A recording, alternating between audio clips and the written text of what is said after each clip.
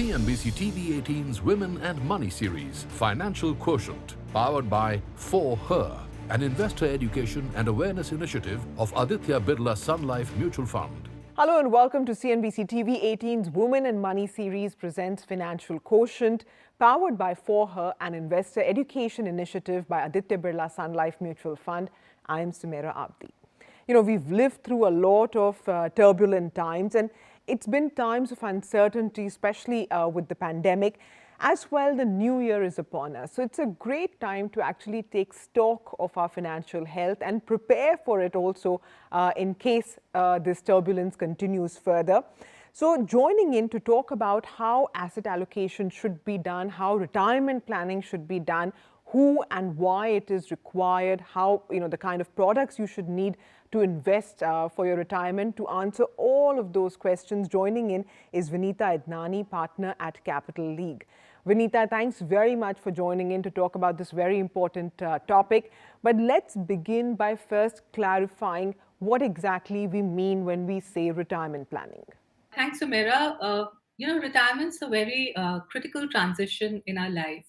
And after 30, 40 years of working, wherein we get regular salaries or business incomes, we move on to the second inning of our life, wherein the sudden flow of salary stops.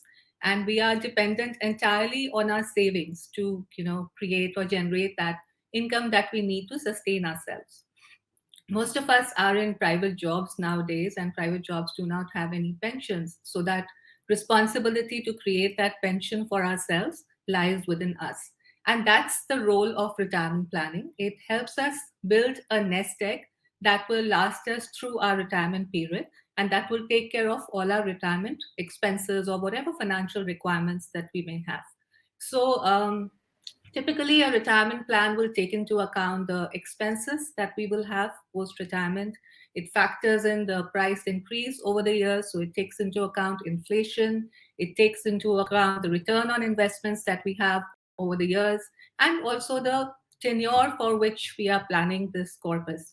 And retirement planning throws up this certain corpus that we need to build that will sustain us throughout the retired period. And once you know what is the kind of corpus that you need, then you start saving and investing towards it, and you form strategies to build that corpus. Often people are shocked when they get to know the kind of money that is required, because post-retired life lasts for a pretty long time, and you need a sizable corpus for something like this. So, hence retirement planning plays a very critical role in our lives. And it's a very powerful tool because it helps us, it enables us to live the kind of life we want to live with complete financial freedom and dignity. Absolutely. But Vinita, is it equally important for everyone, or do you think women need to have some special emphasis on retirement planning? So retirement planning is equally important, I would say, for everyone, and particularly important for women because women generally tend to live longer than men. So women have a longer period for which they need to fund, and therefore they need a larger corpus, because of which retirement planning becomes even more critical for women.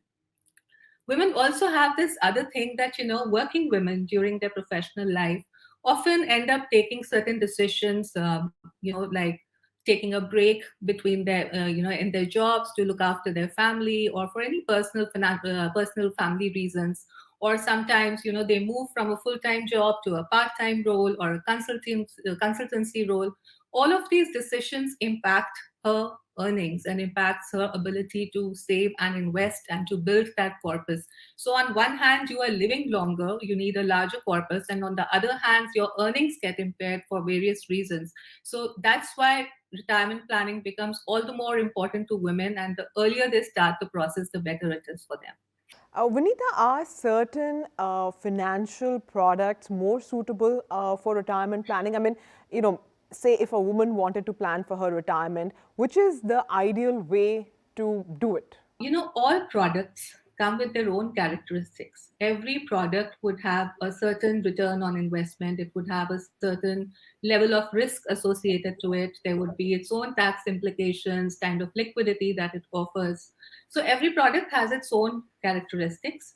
What is important is that before we start selecting these products, we need to first ask ourselves certain questions.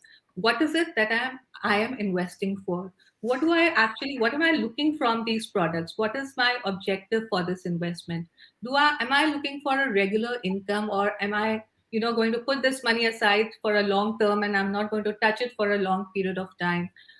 Do I need flexibility in my income? So get clarity in your mind on what exactly you're looking for from these products, and then weigh these products as per your requirements and choose what works best for your requirement.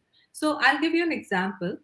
Let's say I am saving or to build a retirement corpus for myself, and I have a 10, 15, 20-year period for which I am investing. So an ideal product in this situation would be an equity mutual fund, because equity mutual funds are known to give higher returns. They are a growth asset, and when you invest them over a long period of time, the volatility associated with an equity mutual fund reduces considerably. But let's say I'm saving or I'm investing to for regular income. I want to generate regular income, and I'm dependent on this regular income to meet my day-to-day expenses.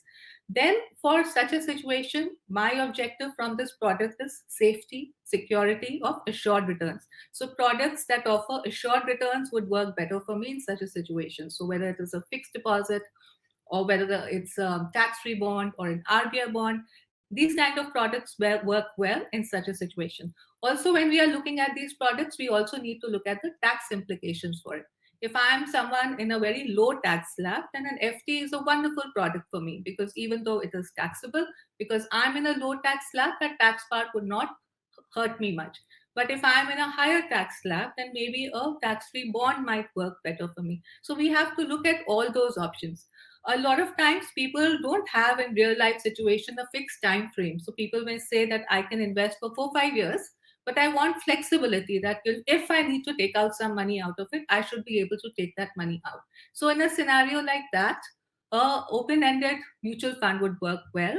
Choose the category of fund based on your own risk profile. But the open-ended mutual fund offers you, you can stay invested in it for as long as you want, but you can take out the money and as much as you want and whenever you want. So it offers you a lot of flexibility. So don't look products in isolation.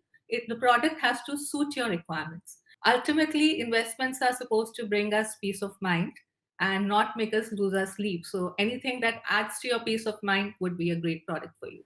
Absolutely, Vinita, so well put. But, considering that the general view is that, because retirement for most people is, at least a few decades away, like you said, that, go for a more aggressive option like equity. Would this vary greatly for somebody who's looking to retire early? Should they, already start looking at safer instruments? Or should they move from equity to safer instruments closer to their goal? So it would depend when you're retiring and what kind of tenure that you have. If I'm a young person, if I'm in my 30s and I say that I want to retire when I'm 45 or 50, which is an early retirement for me, then it's a different scenario. And then I have I still have a period of 10, 15 years wherein I can still look at high growth assets.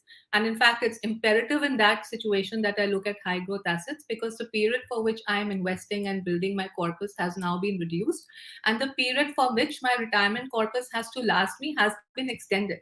But if you're very, very close to retirement, then it depends, then you can rebalance your portfolio accordingly. Also, keep in mind that even though you may be very close to retirement, retirement is not an event wherein you need to use up all that money on day one. What you need in the 3 4 year period, that kind of money you would invest very, very conservatively, because you're dependent on it. But the rest of the money that you don't need to touch for the next 10 15 years, that can still go into high growth. So it would depend from each person to person what is the situation. But retirement does not mean that you go all conservative, and because it's a fairly long period of time. Yeah.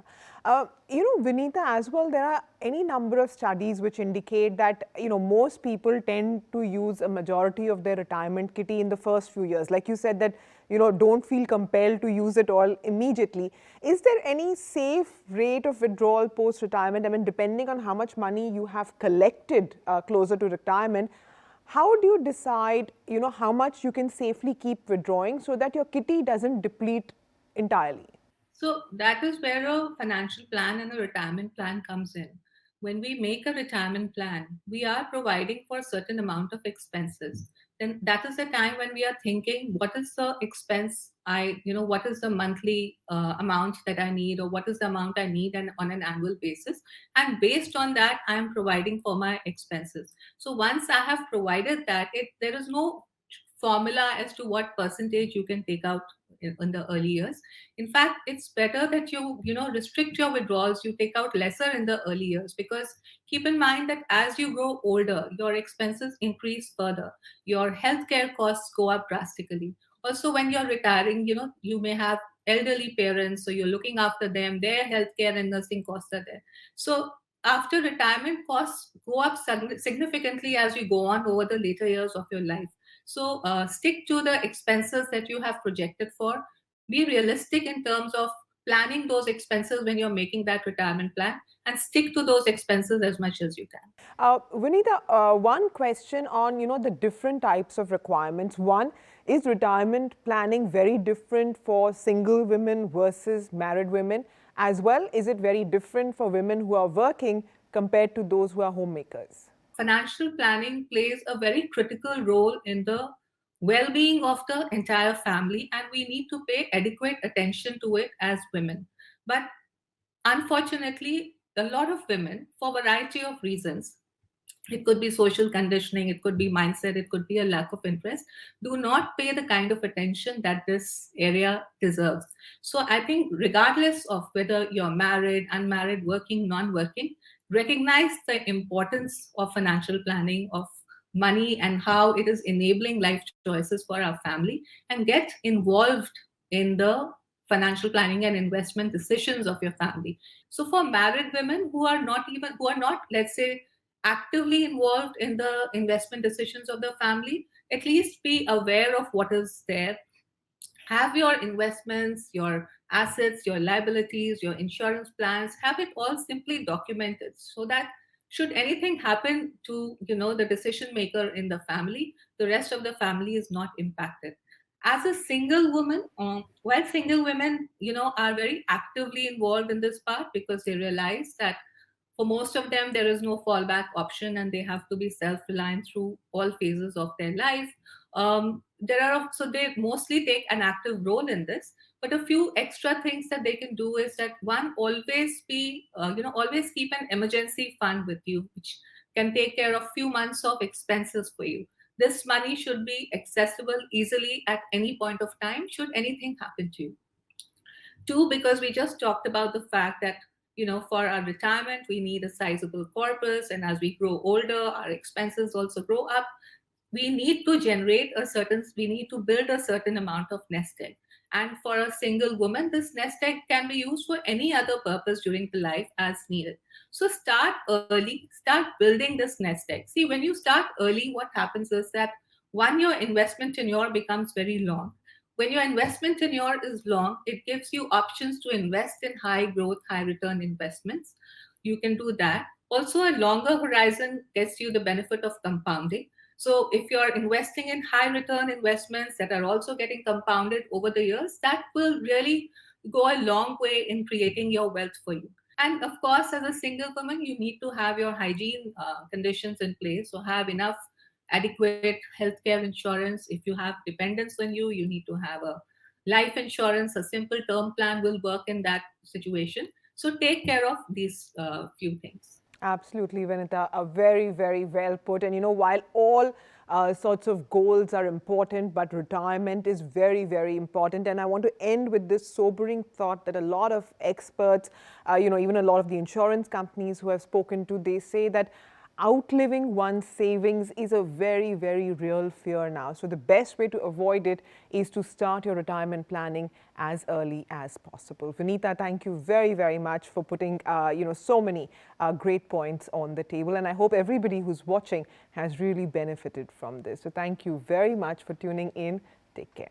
CNBC TV 18's Women and Money series, Financial Quotient, powered by For Her, an investor education and awareness initiative of Aditya Birla Sun Life Mutual Fund. Mutual fund investments are subject to market risks. Read all scheme-related documents carefully.